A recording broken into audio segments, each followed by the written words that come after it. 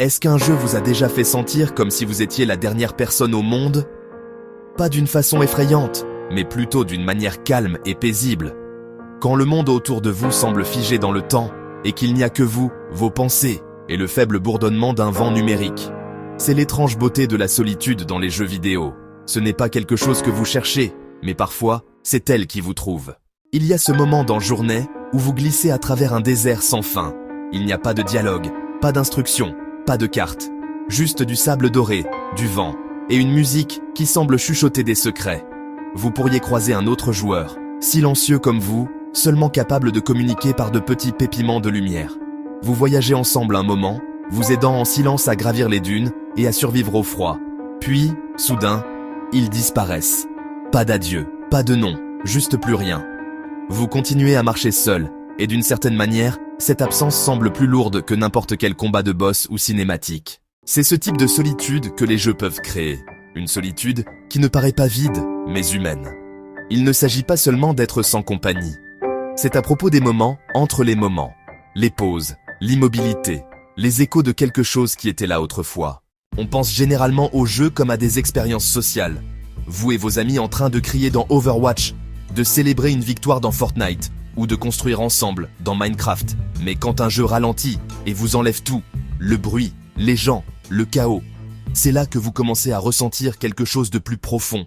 Death Stranding en est l'un des exemples les plus obsédants. Vous jouez Sam Porter, un livreur errant à travers une Amérique désolée, où les derniers vestiges de l'humanité sont dispersés dans des bunkers. La plupart du temps, vous êtes complètement seul, marchant dans les vallées et par-dessus les montagnes, avec pour seul son, le craquement de vos pas et le vent qui coupe les falaises. Vous livrez des fournitures à des gens que vous ne rencontrez jamais en personne. Vous voyez seulement leurs hologrammes, leurs voix vous remerciant à travers des grésillements. Le monde est silencieux, stérile, mort. Et pourtant, en construisant des ponts et en laissant des échelles pour les autres joueurs, des connexions invisibles commencent à se former. Vous traverserez une rivière et trouverez un panneau laissé par quelqu'un d'autre. Vous ne les voyez jamais, mais vous savez qu'ils étaient là. Vous n'êtes pas seul. Pas vraiment. Voilà le paradoxe étrange de la solitude dans les jeux. Vous pouvez être complètement isolé, mais vous sentir relié à quelque chose de plus grand, quelque chose d'invisible. C'est peut-être pour ça que cela nous touche autant. Dans The Last of Us Part 2, la solitude n'est pas un décor, c'est une blessure. Le monde lui-même est submergé, les villes sont vides, les maisons abandonnées. Et pourtant, la vraie isolation vient de la perte. Quand Ellie joue de la guitare en silence, ses doigts tremblants sur les cordes, vous pouvez ressentir la solitude. Il ne s'agit pas d'être physiquement seul, il s'agit de distance émotionnelle. C'est le genre de solitude qui persiste même quand vous êtes entouré de gens. C'est la solitude qui vit en vous. Même les jeux plus anciens comprenaient ce sentiment. Dans Shadow of the Colossus, vous errez sur des plaines vides avec seulement votre cheval, agro, comme compagnie. Le monde semble infini. D'immenses structures de pierre surgissent de la brume, anciennes et sans vie. Chaque pas semble lourd. Chaque victoire semble creuse. Vous combattez des créatures colossales. Oui, mais à chacune que vous tuez, le monde devient plus silencieux. Vous commencez à vous demander si vous sauvez quelqu'un, ou si vous détruisez les derniers fragments de vie qui restent. Le jeu ne vous le dit jamais.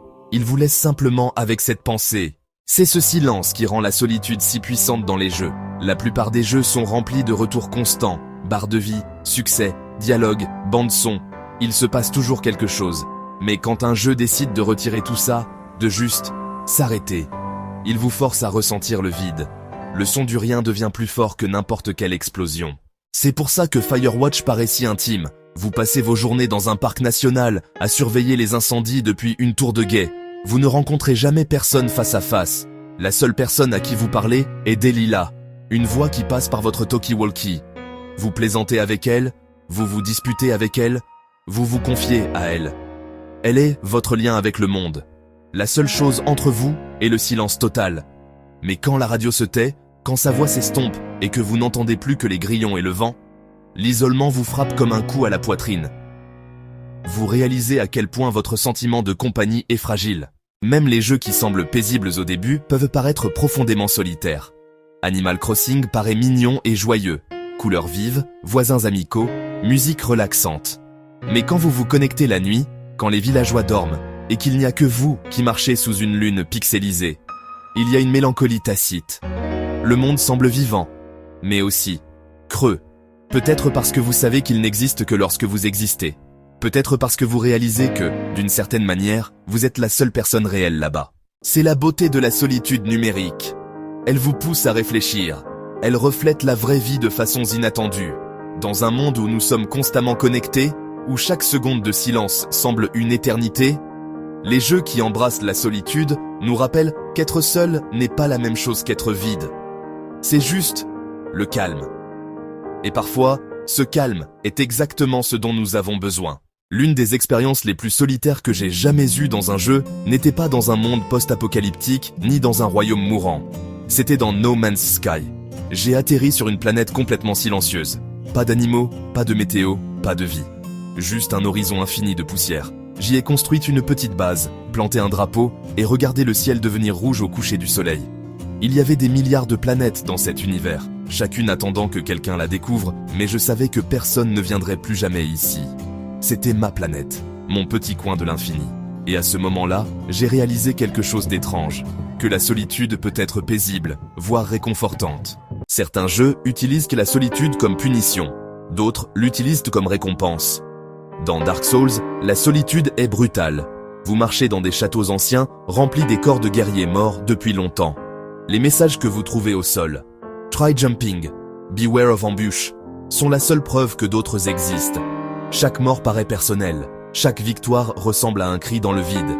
Mais c'est ce qui le rend si significatif. Vous êtes peut-être seul, mais vous faites partie de quelque chose d'éternel, un cycle qui vous relie à tous les autres joueurs qui ont déjà lutté avant vous. Voilà ce qu'est vraiment la solitude dans les jeux, la connexion par la séparation. C'est vous, assis dans le noir, tenant une manette, ressentant quelque chose que personne d'autre ne peut ressentir exactement de la même façon, et pourtant, des millions d'autres l'ont ressenti. C'est peut-être pour ça que nous revenons à des jeux qui nous font nous sentir seuls. Parce qu'ils nous permettent d'explorer les parties de nous-mêmes auxquelles le monde réel ne laisse pas de place. Ils nous laissent terrer, réfléchir, respirer. Ils nous permettent d'exister sans bruit. Au final, la solitude dans les jeux n'est pas juste un sentiment. C'est un miroir. Elle nous montre qui nous sommes quand tout le reste s'efface.